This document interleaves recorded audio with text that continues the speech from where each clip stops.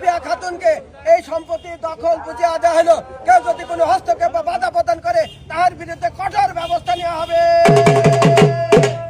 এত দ্বারা সর্বসাধারণকে জানানো যাচ্ছে যে আজকে থেকে আদালতের মাধ্যমে 330 পয়েন্ট এই সম্পত্তি সুফিয়া খাতুনকে দখল বুঝিয়ে দেওয়া হলো। কেউ যদি কোনো হস্তক্ষেপ বাধা প্রদান করে তার বিরুদ্ধে কঠোর ব্যবস্থা আদালত নেবে।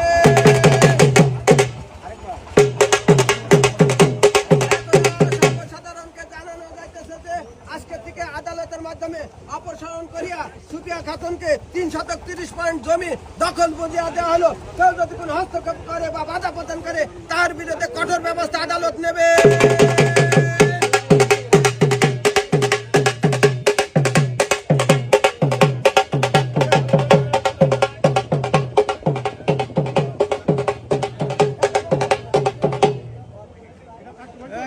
ইনফরমেশন ছিল